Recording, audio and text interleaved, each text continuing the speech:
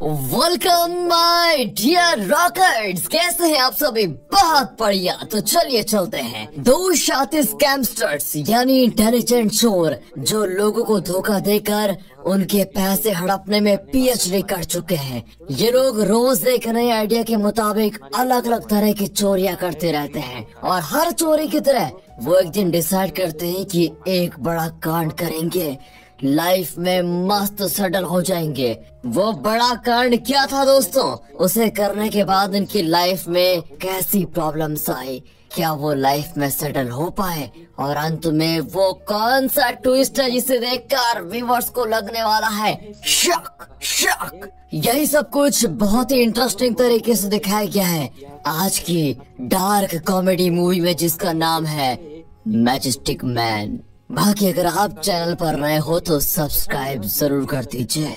तो मूवी की शुरुआत में दो शातिरों को दिखाते हैं। इसका नाम है रॉय और ये है रॉय का पार्टनर फ्रैंक। इन्हें चोर कह लो, फॉर्जरी एक्सपर्ट कह लो, कुछ भी कह लो, ये लोग तो इतने शातिर हैं कि ये लोग एक बुक लिख सकते हैं जिसका नाम रखेंगे दूसरों को उल्लू बनाने के 1000 नुस्खे। My God. रॉय को ओसीडी नाम का एक मेंटल कंडीशन होता है जिसमें गंदगी या बिखरी पड़ी चीजों को देखकर वो जरा नर्वस हो जाता है कि उसे इन्फेक्शन हो जाएगा। इस बीमारी को थोड़ा कंट्रोल करने के लिए वो रोज एक टैबलेट खाता है। अब वो जाता है फ्रैंक से मिलने। फ्रैंक तो यहाँ फोन पर एक बुजुर्ग औरत को चूना लगा रहा होता है कि दादी, लकी ड्रॉ में आपका एक नया नवेला वाटर हीटर मिला है, वो भी अच्छे दाम पर, तो इसे आप घर में लगा लोगे तो सरकार की तरफ से आपको आधा इनकम टैक्स माफ हो जाएगा। ऐसा सरकार ने अभी घोषित किया है। अब इतने में रॉय फोन लेकर कहता है कि दादी, आप बहुत लकी हो, ऐसा ऑफर किसी को नहीं मिलता, जल्दी अपना एड्रेस बताइए, चलिए हम भिजवा देंगे अभी, और पैसे ऑनलाइन की कोई दिक्कत नहीं है, आप कैश ऑन डिलीवरी भी कर देना। और फिर दादी भी आधे पैसे में इनका भेजा हुआ वो बॉक्स खरीद लेती है, लेकिन अंदर कुछ और ही होता है। अब दोस्तों, अगर आप ये सोच रहे हैं कि ये इनका प्लान था तो आप धोखा खा गए सच में। इनका पूरा प्लान तो अब पता चलेगा। इससे पहले कि दादी पुलिस में जाती, ये लोग पुलिस ऑफिसर बनकर दादी के घर आ जाते हैं और उनसे पूछते हैं कि अच्छा, सिर्फ एक फोन कॉल के बल पर आपने उन फ्रॉड्स को पैसे दे दिए, कैसी है आप? ऐसे कौन करता है? अरे आपको पता है आजकल कितने फ्रॉड घूम रहे हैं बाहर? दादी परेशान है कि उसने वाटर हीटर के $200 दे दिए, लेकिन बॉक्स में $50 का एक घटिया स्टोव था। रॉय पूछता है कि अच्छा, एक बात बताइए, आपने पेमेंट कैसे दिया था? चेक से, ऑनलाइन, या फिर कैसे, या कैश ऑन डिलीवरी? दादी कहती चेक से दिया था। तो मैडम एक काम करिए, हमें एक चीज पर शक है, वो लोग उस चेक के जरिए आपके बैंक अकाउंट से पूरे पैसे लूट सकते हैं क्योंकि वो चोर हैं। और अब अगर आप अपना पैसा बचाना चाहती है तो आप हमें अपने बैंक अकाउंट की सारी डिटेल्स दे दीजिए, एक भी मत छोड़ना, और हाँ, एक ब्लैंक चेक भी दे दीजिए क्योंकि इससे आसानी होगी उसको पकड़ने में। फिर देखते हैं कि वो दोनों फ्रॉड्स आपके पैसे कैसे निकाल लेते हैं। ये चोर भी ना। फिर क्या था, इन्हें पुलिस ऑफिसर समझकर दादी का पति बैंक अकाउंट की सारी डिटेल्स लिखने लग जाता है। इनका एक डॉग भी है जो अंदर आने के लिए ग्लास डोर पर पीट रहा होता है। दादी दरवाजा खोलती है तो वो अंदर आता है, लेकिन इनका गार्डन गंदा होता है और अब हमें तो पता है कि गंदगी को देखकर रॉय को दिक्कत होती है, तो ओसीडी प्रॉब्लम की वजह से उसको चक्कर आ जाते हैं। पर वो किसी तरह मैनेज कर लेता है क्योंकि आज उसने टैबलेट खा लिया था, वरना तो बेहोशी हो जाता। अब बैंक डिटेल्स को यूज करके वो दादी के अकाउंट को एकदम साफ, पूरे पैसों को दोनों 50-50 बांट देते हैं। लेकिन रॉय कहता है कि बड़ा कांड मतलब बड़ी मुसीबत, रिस्क तो बहुत है यार। नहीं, मैं इस बार नहीं करूँगा, तुम चाहो तो तुम अकेले कर लो। फिर रॉय डिपार्टमेंटल स्टोर जाकर ढेर सारे सिगरेट पैकेट्स खरीद लेता है। वो कैश काउंटर वाली औरत रॉय को बहुत पसंद आ जाती है, लेकिन रॉय उससे बात तक नहीं कर पाता। वो घर आता है तो बुलडॉग जैसा एक बड़ा टॉय होता है। रॉय उसका सर निकालता है तो अंदर, ओ माय गॉड, ढेर सारे पैसे और गन्स वगैरह होते हैं। रॉय इसमें और थोड़े पैसे रख लेता है। अच्छा, ये है इनकी सेविंग्स। नाइस। अब ओसीडी की वजह से रॉय हर चीज को कुछ ज्यादा ही साफ रखता है। फिर टिन फूड खाकर वो टिन को एक जिप लॉक कवर में डालकर फिर उसी कवर को कचड़े में फेंक देता है। स्विमिंग पूल में सिर्फ 2 सूखे पत्ते पड़े होते हैं। ये भी रॉय से बर्दाश्त नहीं होता और वो निकालने लग जाता है। अब जब टैबलेट खाने का टाइम आता है तो वो गलती से बोतल को सिंक में गिरा देता है और सारे टैबलेट्स वेस्ट हो जाते हैं। किसी तरह वो एक टैबलेट को सिंक के अंदर से निकाल लेता है, लेकिन अपने रॉय को तो आपको पता ही है ओसीडी है, यानी गंदी चीज को देखना उसको पाप लगता है। फिर वो अब कैसे खाए इसको? वो पिचका हुआ टैबलेट फेंक देता है और अपने डॉक्टर को कॉल करता है, लेकिन अभी डॉक्टर कॉल नहीं उठाता और बिना प्रिस्क्रिप्शन के तो मेडिकल वाले भी टैबलेट नहीं देंगे। अब रॉय टैबलेट नहीं लेता तो उसे घर में सब कुछ मैला ही दिखता है और बेचारा ग्लव्स पहनकर पूरा घर साफ करने लग जाता है। यहाँ दिखाते हैं ऑफिस में फ्रैंक जो दिन भर रॉय का इंतजार कर रहा है तंग आकर। अगले दिन फ्रैंक रॉय के घर आता है तो रॉय उसे शूज के साथ अंदर नहीं आने देता। बाहर निकाल शूज। ठीक है निकाल रहा हूँ। अबे अब खोल दे दरवाजा। रॉय दरवाजा खोलता है। ओ ये फ्रैंक शूज के साथ ही घर के अंदर आ गया और वो भी मुंह में कुछ दबा कर खा रहा है। आधा मुंह में तो आधा नीचे गिर रहा होता है। फिर क्या था, ये सब देखकर रॉय की ओसीडी प्रॉब्लम्स की वजह से वो उस पर चिल्ला पड़ता है कि अबे शूज बाहर निकाल, तुझे कितनी बार बोलूं। और ये नीचे गिरा हुआ सामान, इसको भी निकाल, अब भी निकाल। इतने में रॉय टेंशन में सांस नहीं ले पाता क्योंकि सच में उसको बड़ी दिक्कत हो जाती है। फ्रैंक घबराकर उसे कवर देता है जिसे अपनी नाक में रखकर रॉय सांस ले पाता है। वो फ्रैंक को बताता है कि सारे टैबलेट सिंक में गिर गए यार और वो डॉक्टर पता नहीं कहाँ मर गया। अब फ्रैंक डॉक्टर को कॉल करता है तो रॉय उसे कुछ इशारा करता है। फ्रैंक कहता है कि बात बता, तू मुझे ये बोलना चाहता है ना कि तू जैसा यार मिलने के लिए मैंने बहुत पुण्य किया होंगे। रॉय कहता है कि हाँ मत मारी गई है मेरी जो ऐसा कहूँगा मैं। फोन पे बात करके उसको अच्छे से समझा दे कि क्या क्या दवाई क्या क्या लेनी है और ढंग से सुनियो इस बार, ये बोलना चाहता हूँ। अब फ्रैंक उसको चिढ़ाने के लिए कहता है ले अब डिक्की में साफ कर देता हूँ। रॉय फिर चिल्लाता है कि अबे जन्म जन्मांतर तक उस फोन को टच नहीं करूंगा गधे।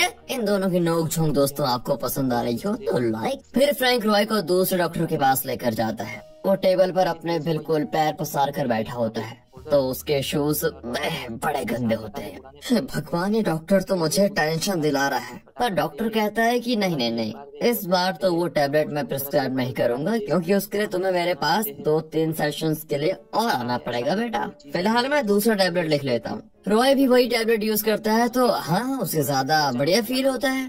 फिर हफ्ते में वो एक बार इस नए डॉक्टर का सेशन भी अटेंड करता है। डॉक्टर कहता है कि ओसीडी ठीक हो सकता है पर तभी जब तुम दूसरे लोगों के साथ मिंगल होंगे। एक बात बताओ, क्या तुम्हारी लाइफ में कोई औरत नहीं है? कभी कोई लड़की नहीं पटाई क्या? तुम कब से सिंगल हो वैसे? अब रॉय कहता है कि 15 साल पहले मुझे एक औरत मिली थी, उससे प्यार हुआ और शादी भी हुई। फिर वो प्रेग्नेंट हुई पर उसके बाद हमारे बीच झगड़े हो गए और फिर डाइवोर्स और उसके बाद मैं उससे मिला नहीं। इसी बीच मुझे ये ओसीडी हो गया। डॉक्टर कहता है कि तुम अपनी वाइफ से बात करो, फैमिली वाले माहौल में रहोगे तो ओसीडी का असर कम हो जाएगा। जाओ। रॉय अपनी वाइफ को कॉल करता है लेकिन उसकी आवाज को सुनते ही वो कॉल काट देती है। इतनी गहरी लड़ाई है दोनों में है? अगले हफ्ते वो डॉक्टर से मिलता है और कहता है कि सर डॉक्टर साहब मैं अपनी वाइफ से बात नहीं कर पाऊंगा, वो मेरा फोन ही नहीं उठा रही है। आप ही एक काम करिए ना, आप ही उसे मेरी प्रॉब्लम के बारे में बता दीजिए। अब पहले तो डॉक्टर इनकार कर देता है कि ये तुम्हारा पर्सनल मामला है भाई, मैं क्यों उसमें पढ़ूं। और रॉय विनती करता है कि सर प्लीज। तब वो रॉय की वाइफ को कॉल करता है। कॉल खत्म करके वो रॉय को बताता है कि तुम्हारी वाइफ अब भी तुमसे बहुत नाराज है, लेकिन खुशखबरी ये है कि तुम्हारी बेटी 14 साल की हो चुकी है और वो तुमसे मिलना चाहती है। उसका नाम एंजेला है और उसने तुमसे पार्क में आने को कहा है। रॉय भी उस पार्क के पास जाकर उसका वेट करता है। हर लड़की को देखता है कि ये मेरी बेटी होगी, नहीं ये नहीं वो वाली। ऐसे ही करता रहता है क्योंकि उसने तो देखा है नहीं उसे कभी, लेकिन सच में कोई भी लड़की उसकी तरफ देखती नहीं। रॉय वहाँ से निकलने वाला होता है तो स्केट बोर्ड पर एक लड़की उस जगह के चक्कर लगाती हुई किसी को ढूंढ रही होती है। फिर वो वहाँ से जाने लगती है तो रॉय उसे उसके नाम से पुकारता है। वो रुककर पूछती है क्या आप ही मेरे पापा हो? रॉय कहता है कि हाँ। वो पूछती है पापा आप जेल से कब छूटे? रॉय चौंक कर कहता है कि अरे मैं कब जेल गया, मैं कैसे छूटूंगा जब मैं जेल गया ही नहीं। एंजेला कहती है कि पहले तो माँ ने कहा आप चल बसे, मुझे उस समय बहुत दुख हुआ, फिर मैंने जिद की, तब उन्होंने बताया कि आप जेल गए हैं। रॉय भी चिढ़कर कहता है कि अरे तुम्हारी माँ ना एक नंबर की झूठी है, झूठी। फिर वो अपनी बेटी को यानी एंजेला को एक रेस्टोरेंट में लेकर जाता है जहाँ वो जमकर खाती है। फिर पूछती है कि पापा वैसे आप कितने साल से चोरी का काम कर रहे हैं? फिर रेस्टोरेंट में बैठे पुलिस ऑफिसर्स को देखकर रॉय एंजेला को डांटता है कि तू जरूर अपने बाप को जेल भिजवा कर रहेगी बेटी, मैं चोर नहीं हूँ, ये कंपनी का सीईओ हूँ। एंजेला हंसती है कि अच्छा चोरों के भी सीईओ होते हैं, वेरी गुड। बाप बेटी की बात खत्म होने के बाद रॉय उसे घर ड्रॉप करना चाहता है तो वो डैशबोर्ड में रखा हुआ रॉय का फेक पुलिस आईडी देख लेती है रॉय उसे तुरंत खींचकर अपने पास रख लेता है। फिर वो रॉय के हाथ में अपना फोन नंबर लिख कर कहती है कि मेरी फ्रेंड शाम को कॉल करती है, उसी टाइम आप भी करना, तभी माँ को शक नहीं होगा। रॉय भी अपनी हथेली को निहारने लगता है। अब फ्रैंक उसको चिढ़ाता है कि वाह वाह, हथेली में छोटा सा धूल पड़ गया तो पूरा दिन साबुन से घिस घिस कर धोते थे, लेकिन आज किसी ने हाथ इंक से इतना गंदा किया है और तू हंस रहा है। बेटा बात क्या इसके पीछे? रॉय कहता है कि अबे ये मेरी बेटी ने लिखा है, पता नहीं क्यों उसे मिटाने का मन नहीं कर रहा, और लगता है उस नए डॉक्टर की दवा बड़ी शानदार है, असर कर गई यार, मैं बहुत खुश हूँ। फ्रैंक कहता है चलो शुक्र है, कम से कम तो खुश तो है। पर रॉय अब उससे पूछता है कि तुझे क्या कुछ हुआ है क्या, इतना डिप्रेस्ड क्यों है?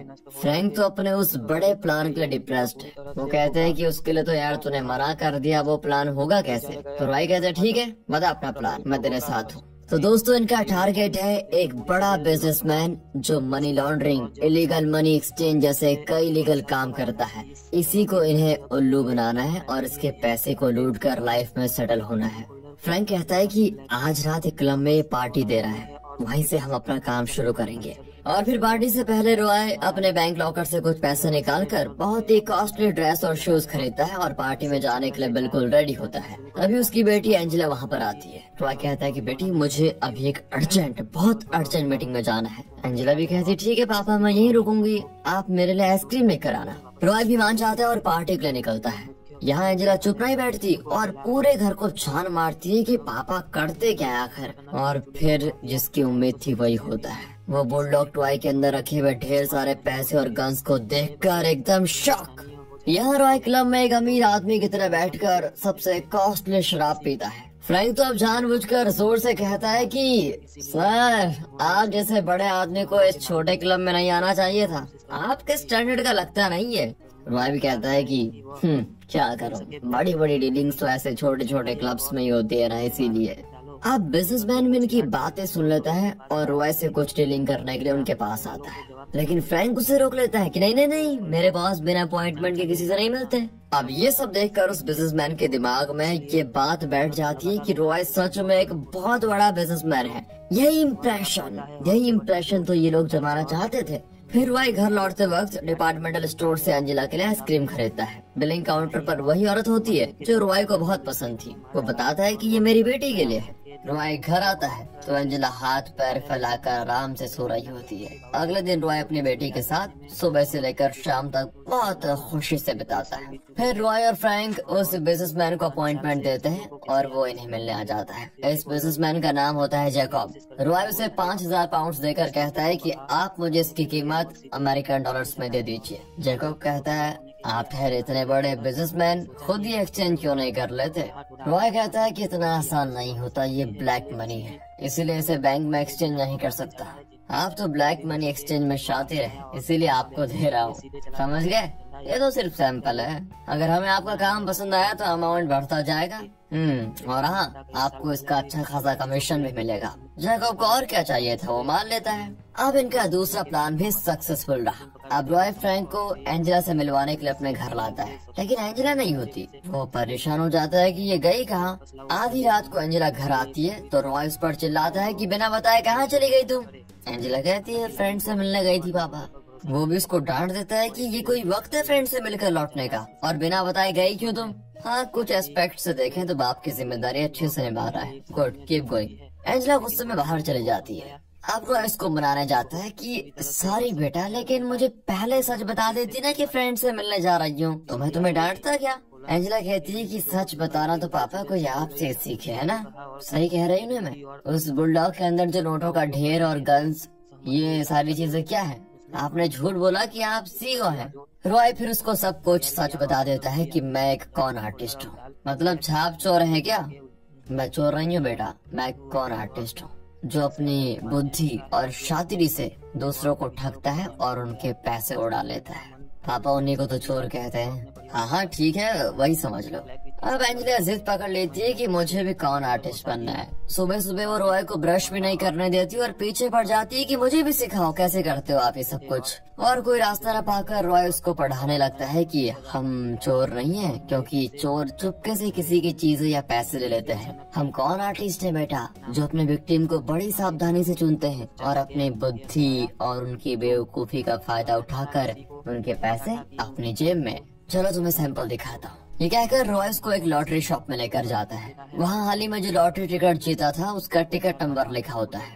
रॉय उस नंबर को नोट कर लेता है और सिर्फ लास्ट नंबर को चेंज करता है। फिर उसी नंबर का एक नया टिकट खरीदता है जिसका रिजल्ट इस महीने की 22 तारीख को आने वाला है। लॉटरी वाला समझाता है कि सर ये तो 2 तारीख को खरीदा हुआ टिकट सेल्स है, विनिंग नंबर की सीरीज दोबारा कभी नहीं जीतती। रॉय कह देता है वो सब मैं जानता हूँ, तुम बस मुझे इस नंबर का टिकट दे दो। वो दे देता है। अब रॉय क्या करता है देखिए, वो इस टिकट में एक कॉइन से लास्ट नंबर को जरा मिटा देता है। अब ये 22 तारीख का टिकट नहीं बल्कि 2 तारीख को खरीदा हुआ टिकट लगता है। वो टिकट को जरा मरोड़ता है ताकि टिकट पुराना लगे। फिर रॉय अपने बेटे को पूरा प्लान समझाता है। एंजेला उस टिकट को लेकर एक लॉन्ड्री में जाती है जहाँ वो जानबूझकर टिकट गिरा देती है। लॉन्ड्री इंचार्ज कहती है कि बेटी तुम्हारा कुछ गिर गया है। एंजेला उसे उठाकर देखती है और कहती है ये कोई पुराना लॉटरी टिकट लगता है, ये जीतने वाला थोड़ी है। पर उस औरत से रहा नहीं जाता। वो कहती है बेटी कम से कम देखे तो सही कि ये नंबर जीता भी है या नहीं। वहाँ एक आदमी न्यूज़पेपर पढ़ रहा होता है तो वो औरत विनिंग नंबर देखने उसके पास जाती है। अरे ये तो अपना रॉय है। फिर वो उस औरत को न्यूज़पेपर पकड़ा देता है। वो चेक करती है तो पता चलता है कि ये टिकट तो एक नंबर से विनिंग अमाउंट को मिस कर गया। रॉय कहता है कि एक नंबर से मिस हुआ है ना, तो इसका भी कोई प्राइस जरूर लगा होगा, आप टिकट पर लिखे नंबर को कॉल कीजिए। वो औरत भी उसी लॉटरी शॉप को कॉल करती है तो वो बताता है कि इस टिकट ने तो $600 जीते हैं। फिर वो औरत बड़ी खुश होकर एंजेला को बुलाती है कि चलो जाकर पैसे ले आते हैं। लेकिन अगर ये लोग इस टिकट को लेने गए तो पता चल जाएगा कि ये अभी खरीदा गया था, ना कि 2 तारीख को।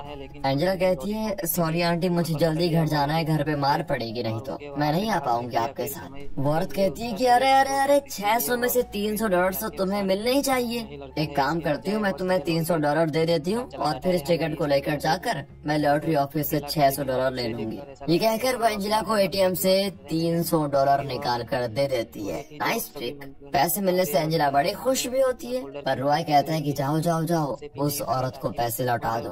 तुम सीखना चाहती थी तो मैंने सिखा दिया, लेकिन इस काम को हम कौन आर्टिस्ट या जो भी नाम दें है तो बेटी ये धोखाधड़ी है ना। मैं भले बुरा काम कर लो लेकिन तुम्हारा बाप हूँ, मैं नहीं चाहता कि मेरी बेटी गलत रास्ते पर जाए। जाओ पैसे लौटा दो। बच्चों के प्रति रॉय का कैरेक्टर आपको अच्छा लगा हो तो वीडियो लाइक कीजिए दोस्तों। एंजेला भी फिर अपने पापा की बात मान जाती है। अब रॉय और फ्रैंक प्लान करते हैं कि जैकब जो अब इन पर विश्वास करने लगा है, ये उसे पाउंड्स में एक बहुत बड़ी अमाउंट देंगे और उसे अमेरिकन डॉलर्स में एक्सचेंज करने के लिए कहेंगे। डॉलर्स मिलने के बाद वो जैकब का ध्यान भटकाएंगे और मौका पाकर असली पाउंड्स निकाल कर नकली पाउंड्स रख देंगे। इस तरह पाउंड्स भी इनके पास होंगे और जैकब के दिए हुए अमेरिकन डॉलर्स भी। तो ये लोग अगले हफ्ते इस प्लान को एग्जीक्यूट करने की सोचते हैं। रॉय अपनी बेटी के साथ कुछ वक्त बिताने लगता है पर अचानक फ्रैंक कॉल करके कहता है कि जैकब तो आज ही फौरन जाने वाला है और कई दिन के बाद लौटेगा। उसने अभी हमें एयरपोर्ट बुलाया है और वहीं पर वो मनी एक्सचेंज करना चाहता है। रॉय कहता है कि यार इतनी जल्दी कैसे होगा ये सब कुछ, ऊपर से मैं तो एंजेला के साथ हूँ। फ्रैंक कहता है देख भाई, अगर जैकब हाथ से निकल गया तो हमारा प्लान एकदम चौपट हो जाएगा। तुम कुछ भी करो और पैसे लेकर एयरपोर्ट पहुँच जाओ। रॉय तुरंत एंजेला को लेकर बैंक जाता है और लॉकर से ढेर सारे पाउंड्स निकाल लेता है। एंजेला पूछती पापा आप तो बहुत अमीर हो, अगर आप मर गए तो ये सारे पैसे मेरे हो जाएंगे ना। रॉय कहता है कि बेटा ये क्या मजाक कर रही हो, लेकिन सच तो यही है कि मेरे बाद ये सारा तुम्हारा हो जाएगा। और तुम कैसी बातें सोच रही हो, ये सारी चीजें निकाल दो दिमाग से। अब तुम घर जाओ, मुझे एयरपोर्ट जाना है। पर एंजेला कहती नहीं पापा, मैं भी आपकी हेल्प करना चाहती हूँ प्लीज। रॉय भी मान जाता है और बाप बेटी निकलते हैं एयरपोर्ट के लिए। रॉय एंजेला को समझाता है कि देखो मैं चीखूंगा और तभी तुम्हें उस आदमी को डिस्ट्रैक्ट करना होगा। और अब एयरपोर्ट में इनकी मीटिंग होती है। रॉय जितना अमाउंट पाउंड्स में लाया था उसकी वैल्यू का डॉलर अमाउंट जैकब उन्हें दे देता है। जैकब पेटी चेक करता है तो उसमें असली पाउंड्स होते हैं और जैकब एकदम सेटिस्फाइड होकर पेटी को नीचे रख देता है।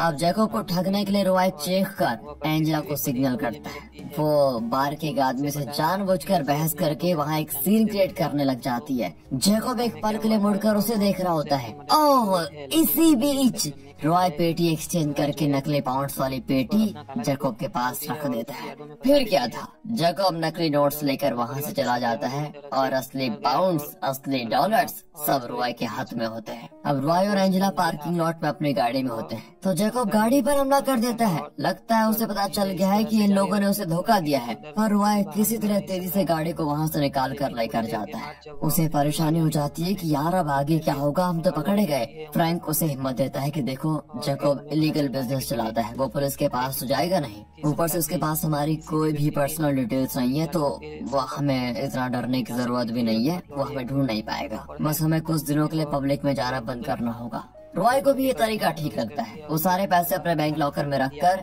एंजेला से कहता है कि देखो कुछ दिनों के लिए मैं घर से बाहर नहीं निकलूंगा, तो तुम भी कहीं मत जाना। एंजेला रोने लगती है कि पापा क्या आप फिर मुझसे अब नहीं मिलेंगे? रॉय कहता है देखो डरो मत, मैं जल्दी तुमसे फिर मिलूंगा, और हाँ मम्मी को कुछ मत बताना, कुछ भी मत। जाते जाते एंजेला रॉय के लिए गिफ्ट दे जाती है। अब रॉय घर जाता है तो कई दिनों तक बाहर नहीं निकलता क्योंकि जैकब के आदमी पूरे शहर में उसको ढूंढ रहे होंगे। अब दिक्कत ये होती है कि एक दिन उसका ओसीडी वाला टैबलेट खत्म हो जाता है तो वो नए डॉक्टर को कॉल करता है, पर वो कॉल नहीं उठाता।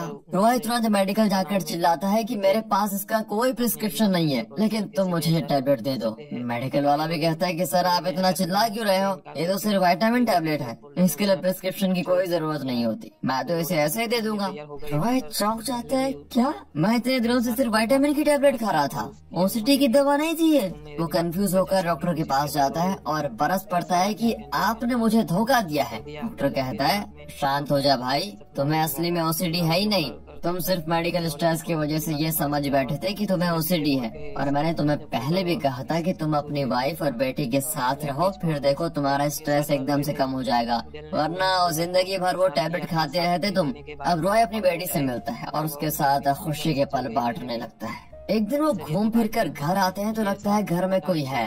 रॉय एंजेला को बाहर रोककर अकेला अंदर जाता है। वहाँ जैकब ने फ्रैंक को बहुत मारा था और गन तान कर बैठा होता है। रॉय पूछता है कि तुम्हें मेरा एड्रेस कहाँ से मिला? जैकब हंसता है कि अच्छा बहुत बड़ी बात है क्या, मैंने एयरपोर्ट के सीसीटीवी फुटेज चेक किए तो उसमें तुम्हारी लाडली एयरपोर्ट के गिफ्ट शॉप से कोई गिफ्ट खरीद रही थी, उसी शॉप से मुझे आइटम का बिलिंग एड्रेस मिल गया था। That's simple. अब सुनो, मुझे अपने पैसे चाहिए, वो मुझे दे दो, मैं तुम सबको जिंदा छोड़ दूंगा। रॉय एंजेला से कहता है कि बुलडॉग टॉय के अंदर से सारे पैसे ले आओ। एंजेला भी वहाँ जाती है लेकिन पैसे नहीं बल्कि गन उठा लाती है। वो जैकब को शूट करने के लिए बिल्कुल तैयार खड़ी होती है। रॉय उसे रोकने की बहुत कोशिश करता है कि बेटी नहीं, इतने में एंजेला जैकब के पेट में शूट कर देती है। अब रॉय जल्दी से एंजेला को बाहर ले जाकर फ्रैंक से ये कहता है कि तुम इसे इसकी माँ के पास पहुँचा दो, जैकब की बॉडी को मैं डिस्पोज कर दूंगा। रॉय अंदर जाता है तो जैकब वहाँ नहीं होता। अचानक वो पीछे से रॉय पर हमला करता है तो रॉय बेहोश, होश आता है तो वो हॉस्पिटल में होता है और उसके सामने पुलिस ऑफिसर पूछता है कि तुम्हारे घर में जैकब मरा पड़ा था, क्या तुमने उसे शूट किया? रॉय कहता है कि हाँ। अच्छा तुम हाँ कह रहे हो, लेकिन उस गन पर फिंगरप्रिंट्स बहुत छोटे थे, किसी बच्चे के या बच्ची के होंगे, क्या तुम्हारा कोई बेटा है बेटी है? रॉय कहता है नहीं, मेरा कोई बेटी बेटा नहीं है, मैंने ही जैकब को मारा है। इतने में रॉय का नया डॉक्टर वहाँ पर आ जाता है। रॉय उससे कुछ पर्सनल बात करना चाहता है तो पुलिस वाले बाहर चले जाते हैं। रॉय डॉक्टर से विनती करता है, मैं आपको अपने बैंक लॉकर का पासवर्ड दे दूंगा, आप सारे पैसे निकाल कर एंजेला को दे दीजिए, वो खुश रहे, मुझे और कुछ नहीं चाहिए, मैं नहीं चाहता कि वो कत्ल के केस में फंसे। ठीक है, ये कह के डॉक्टर पासवर्ड वगैरह लेकर चले जाता है। अब रॉय चैन से सोने लगता है। अचानक उसे बहुत पसीना आता है। वो डॉक्टर करके चिल्लाता है लेकिन कोई नहीं आता। रॉय धीरे से उठकर बाहर जाता है तो पता चलता है ये हॉस्पिटल नहीं एक सेटिंग है। रॉय फिर डॉक्टर के घर आता है तो वहाँ कुछ भी नहीं होता। वो समझ जाता है कि डॉक्टर उसके सारे पैसे लूट कर ये जगह खाली कर चुका है। फिर वो घर जाकर बुलडॉग टॉय को चेक करता है तो वो भी एकदम खाली। अब वो घबरा जाता है कि न जाने मैंने एंजेला के साथ क्या किया। वो तुरंत अपनी वाइफ के घर जाता है। वो 15 साल के बाद अपनी वाइफ से मिल रहा होता है। रॉय टेंशन में पूछता है कि एंजेला कहाँ है? मैंने उसे अपने फ्रेंड के साथ यहाँ भेजा था, वो कहाँ है? वो सही सलामत पहुँच तो गई ना? उसकी वाइफ पूछती है कौन सी एंजेला? रॉय कहता है एंजेला हमारी बेटी और कौन? अरे तुम पागल हो गए हो क्या रॉय? हमारी कोई बेटी नहीं है। देखो तुम मजाक मत करो, हमारी बेटी का नाम एंजेला नहीं है क्या? जब हम अलग हुए थे तो तुम 2 महीने की प्रेग्नेंट थी ना। मुझे पता चला कि तुमने एक बच्ची को जन्म दिया, उसकी उम्र 14 साल की है। वही तो एंजेला। वाइफ कहती है अरे होश में आ जाओ, मेरा अबॉर्शन हो गया था, हमारी कोई औलाद नहीं है। इतना सुनकर रॉय एकदम टूट जाता है और फुट फुट कर रोने लग जाता है। दरअसल वो नया डॉक्टर, एंजेला, बिजनेसमैन जैकब, इन सबको फ्रैंक ने अरेंज किया था। ये था उसका मास्टर प्लान। वो जानता था कि रॉय के पास बहुत सारा पैसा है। उन पैसों को पाने के लिए फ्रैंक ने इतना बड़ा ड्रामा रचा और अब रॉय के सारे पैसे लेकर वो गायब हो गया। दोस्त ने धोखा दे दिया। रॉय बहुत दुखी होता है। वैसे इस ट्विस्ट के बारे में आपका क्या ख्याल है दोस्तों? सोचा था आपने ऐसा कुछ होगा? 1 साल के बाद दिखाते हैं कि रॉय अब चोरी नहीं करता बल्कि एक बड़े स्टोर में काम करता है। पैसे कम मिलते हैं लेकिन वो अपनी वाइफ के साथ अब खुश है। एक दिन एक कस्टमर आता है और कारपेट मांगता है। रॉय पूछता है किस तरह का कारपेट चाहिए आपको? कस्टमर कहता है कि मुझे कारपेट्स की उतनी पहचान तो नहीं है लेकिन हाँ मेरी गर्लफ्रेंड आपको बताएगी। उसकी गर्लफ्रेंड कोई और नहीं एंजेला है। रॉय एकदम शॉक हो जाता है। रॉय को देखकर वो भी नर्वस हो जाती है और अपने बॉयफ्रेंड को किसी बहाने बाहर भेजकर रॉय से माफी मांगती है कि देखिए मैंने आपको जानबूझकर धोखा नहीं दिया, प्लीज इस बारे में मेरे बॉयफ्रेंड को कुछ मत बताइए। रॉय कहता है तुम्हें एक बात बताऊं, तुम भले मुझे अपने पापा नहीं मानती पर जब से मैंने तुम्हें देखा था मैं तुम्हें अपनी बेटी मान चुका था। मैं अभी भी वैसा ही सोचता हूँ। तुम्हारा बॉयफ्रेंड अच्छा लड़का मालूम होता है, हमेशा उसके साथ खुश रहना, ठीक है? ये सुनकर एंजेला बड़ी खुश होती है कि रॉय अब पहला जैसा नहीं रहा और वो एंजेला से बदला नहीं लेगा। वो खुश होकर वहाँ से निकलती है। अब रॉय घर आता है अपनी वाइफ के पास। दरअसल रॉय ने उसी डिपार्टमेंटल स्टोर की बिलिंग काउंटर वाली से शादी कर ली थी और अब वो प्रेग्नेंट है। रॉय सच में बाप बनने वाला है और अपनी वाइफ के साथ वो अब सुखी जिंदगी जिएगा। खत्म? अरे इतनी जल्दी? और दोस्तों इसी के साथ ये मूवी हो जाती है खत्म। तो देखिए मूवी थोड़ा मतलब अच्छी थी। वैसे आपको अच्छी लगी हो तो लाइक करें, चैनल को सब्सक्राइब और हाँ एक्सप्लेनेशन अच्छा लगा हो तो लाइक करें, ज्यादा लाइक करें। बाकी मिलते हैं अगली वीडियो में। ख्याल रखिए अपना and finally thanks for watching.